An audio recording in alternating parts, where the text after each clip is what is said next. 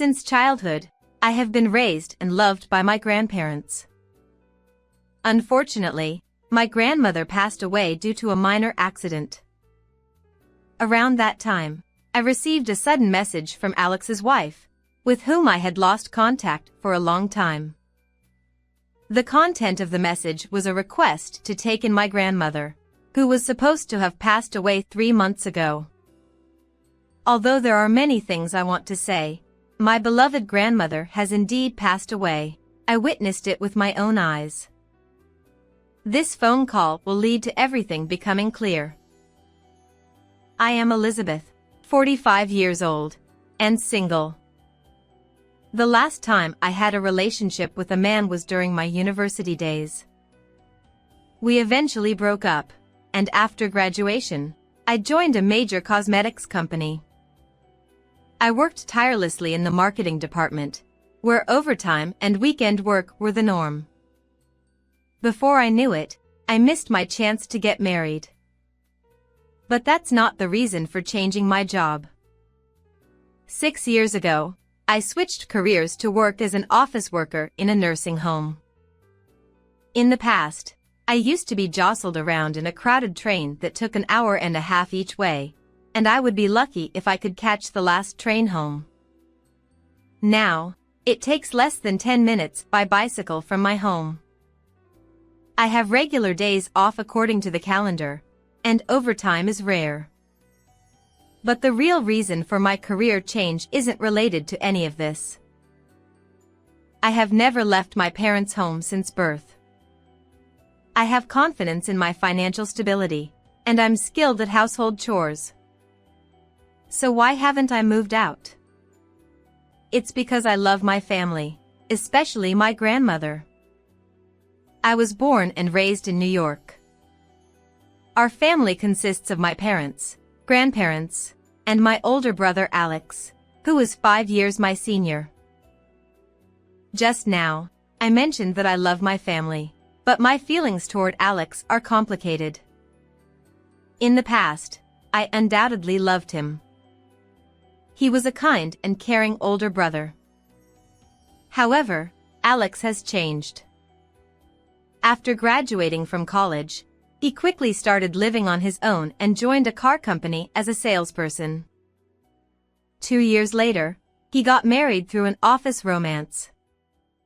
Since then, he has become more and more distant, never visiting our parents' home during Christmas or New Year's. I only know that he vaguely lives in Kentucky. I don't even know if he has children. When was the last time I saw Alex's face or had a conversation with him? It feels like at least 5 years have passed. Alex's last words to me were, "Since becoming a manager, I've been busy. I'll leave everything related to our parents' house to you." That straightforward statement left me with the impression that he's heartless. That's why I decided not to move away from home when changing jobs, to protect our family. Our parents are already retired. Our 93-year-old grandfather suffered a stroke a few years ago and, although he recovered, he can't manage without assistance. Currently, our parents take care of him. And then there's my beloved 92-year-old grandmother. Since both our parents worked, it was our grandparents who looked after us when we were young. My grandmother especially taught me everything I needed to survive. Although she can't venture far now, she's still lively enough to walk freely around the house.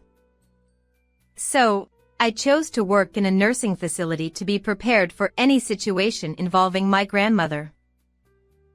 One day, I was getting ready to leave for work when my grandmother called out to me from behind. "Beth, you forgot something." I replied, "Huh?" I didn't forget anything. But my grandmother insisted. "Here, take some candy." She handed me a few pieces of candy. "Ah, I see. Thank you." I smiled. Candy has always been a favorite of both my grandmother and me. I tucked it into my suit pocket and left the house with a smile. Then, a sudden accident occurred. My grandmother had a serious accident. According to my father's call, she had hung her laundry on the second-floor balcony as usual, but while descending the stairs, she slipped and fell. It was something I had always worried about. I used to tell her to leave the laundry to our parents and avoid going upstairs because it was dangerous. However, my grandmother had a stubborn side. She believed in doing what she could herself. No one was at fault. It was an unfortunate accident that could happen to anyone. What followed happened swiftly. My grandmother suffered complex fractures in her thigh bone and pelvis. Unfortunately, she couldn't be discharged from the hospital where she was taken, and just 4 months later, she passed away from old age. Of course, I felt sad. I cried and cried until I was emotionally drained.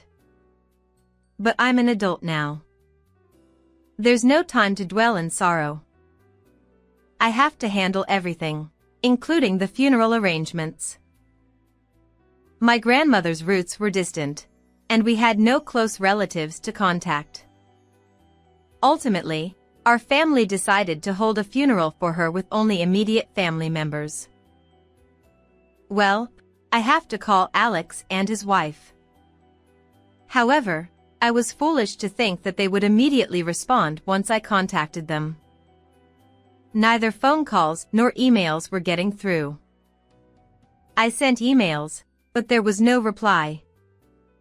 As a last resort, I sent a short message on my smartphone, and the response came on the day of the funeral. I'm far away for work and extremely busy. I'm sorry, but I can't attend. I'll send money later. Who cares about money? I got angry when I read the message. Could his work really be more important than bidding farewell to our grandmother, who had cared for us so much? It was utterly unacceptable. I placed flowers and some candy, her favorite, into the beautifully made-up coffin of my grandmother, who looked as if she were merely sleeping. From that moment, my perception of Alex changed. I began to despise him. Since then, the seasons have changed, and now it's winter. For me, spring, summer, autumn, and winter are all the same. I wouldn't mind if it were winter forever or scorching summer all the time. I've even considered quitting this job altogether. But my grandfather is still alive. And someday, my parents will also need care. I still have much to learn. On a weekday lunch break, my mind empty, I diligently continued working.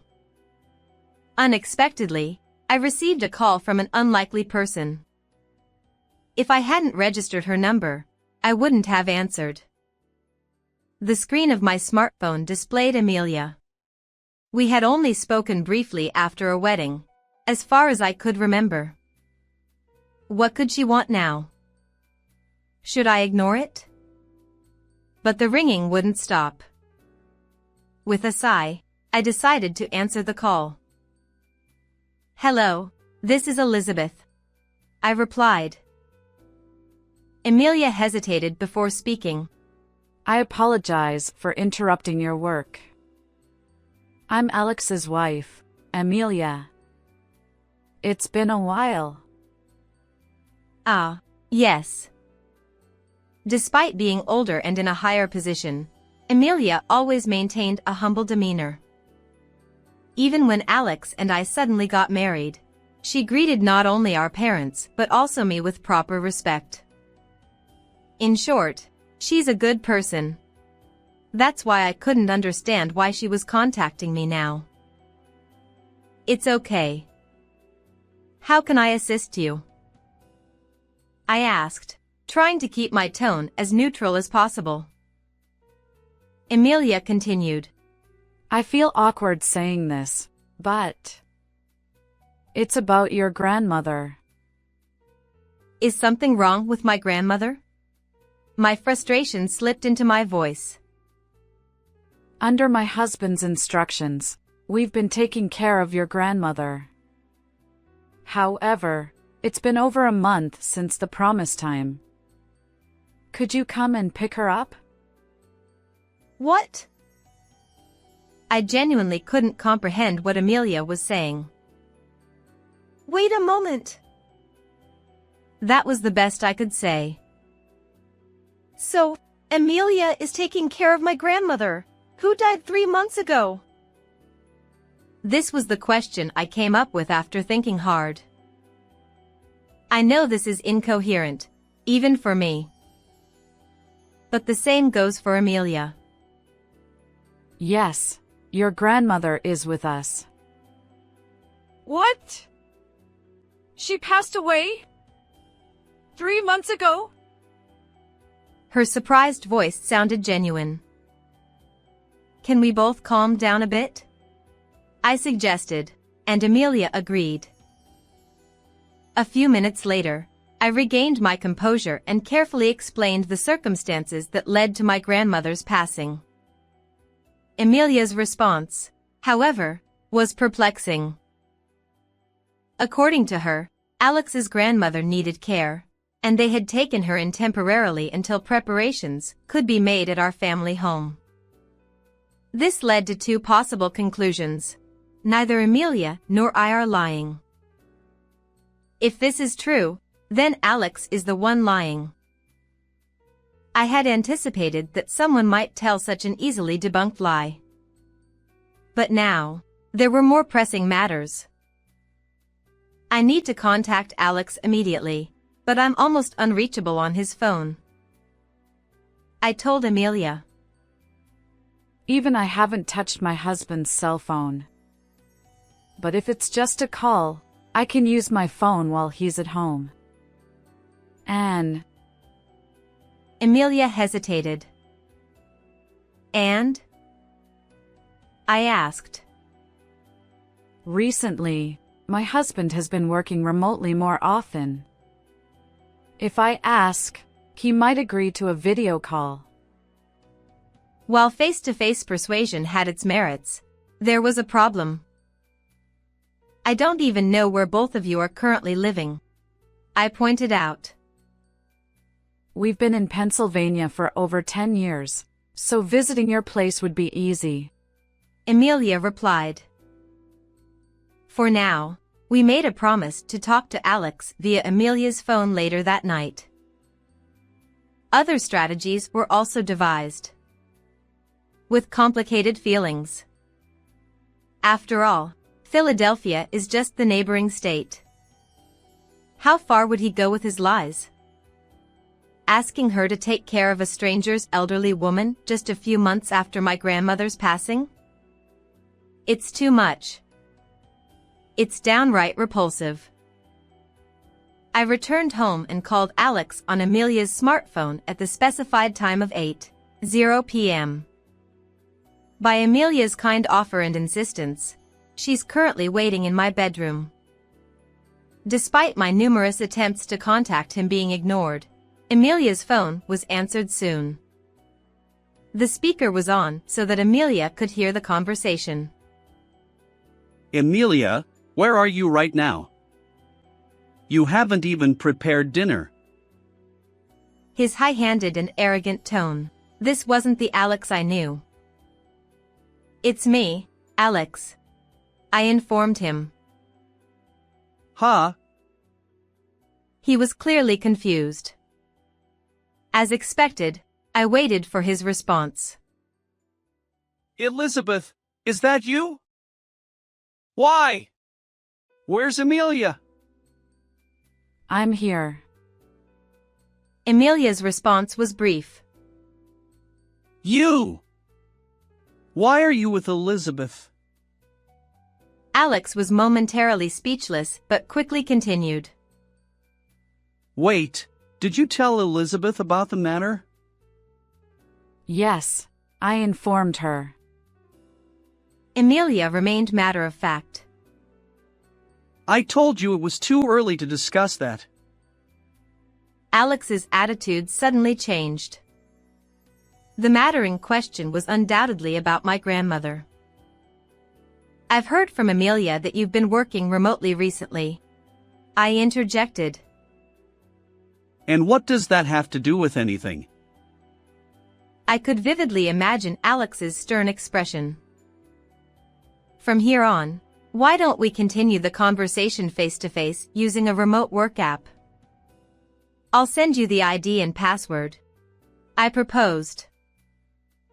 If Alex refuses, I'll take Elizabeth back home. Amelia provided backup. Fine. Reluctantly, Alex agreed. I sent Alex the ID and password via Amelia's smartphone. After a short wait, his face appeared on my computer screen. He had gained some weight since I last saw him, but there was no mistaking it was Alex. So, what's this urgent matter that requires a face-to-face conversation? I'm busy. His audacity to continue lying at this point infuriated me. It's obvious, isn't it? It's about Grandma. You asked her to take care of my grandmother, who passed away 3 months ago. What does that mean? To my surprise, Alex responded. Are you misunderstanding something? His calm reply left me speechless. Grandma's not dead. She's in my care now. And it was you, Elizabeth, who asked me to do that in the first place. What? This time it was my turn to be speechless. Is he really that scared of Amelia finding out the truth? Can people really be so despicable? And it's the real Alex. I'm so angry that tears come to my eyes. But I sent a short message too, I said tearfully. I don't remember. Besides, Grandma is here. Should I bring her over? Please do, I replied. Alex was completely unapologetic. There was no time for tears. Alex stood up and returned a few minutes later, accompanied by an elderly woman in a wheelchair. Look, Grandma, say hello. Elizabeth. It's been a while. The elderly woman spoke hesitantly. This charade needed to end. My anger surged once more. She's a completely different person. In reality, the elderly woman on the computer screen bore no resemblance to my beloved grandmother. Besides, my grandmother always called me Beth, never Elizabeth. Appearances change as people age. She might be showing signs of dementia lately, so it's no wonder your memory is fuzzy. Alex was determined to stick to his story. In that case, you probably won't accept a death certificate as proof, I retorted. Of course. Nowadays, documents can be easily manipulated. His defiant smile irritated me. But I had prepared my own strategy. Then I'll show you some evidence. Just wait a moment, I said, leaving the room. A few minutes later, I returned to my bedroom with the evidence. Ah, Alex. It's been a while. This disobedient child. Grandpa? But you were bedridden. Alex's eyes widened at the sudden evidence. I was prepared for death at one point. Even now, I can't go to the bathroom without assistance. But my mind is still sharp. He continued. I've heard Elizabeth's side of the story. The woman on the screen is my wife? Ridiculous. My wife was more beautiful. Ah. Cornered, Alex hung up the call. He was probably trying to exit the remote session too. Amelia, who had been silent until then, finally spoke up. Are you running away, Alex? To Elena's place, perhaps? Even through the computer screen, I could see Alex's face turn pale. What? I've suspected this for a while. Alex, you underestimate me. Amelia's tone was firm. Your grandmother often mentioned Elena. Of course, that's not my name or my mother's name. Well, I also confirmed with Elizabeth. She doesn't recognize the name Elena either. I've been certain for a while. I even hired a private investigator to look into your affair. what? The results came quickly. Photos of your affair. Proof that your grandmother is Elena's grandmother. You were preparing for our divorce, weren't you? It all began with Amelia's woman's intuition. Alex, or rather, Alex's high likelihood of being involved with another woman, his affair with a coworker named Elena in her late 20s, his decision to care for Elena's grandmother, who had dementia, to gain favor with her, and his plan to burden my family with her before she entered a facility. He used every means to divorce Amelia without admitting fault, remarry Elena, and secure a future. Amelia gathered evidence of all this and reached out to me. Honestly, Amelia is an incredibly intelligent woman, far beyond what her appearance and demeanor suggest. If you have something to say, go ahead, I asked Alex, emphasizing that I would only listen. I'm truly sorry. I didn't mean to deceive you. Neither did Amelia. I'll end things with Elena.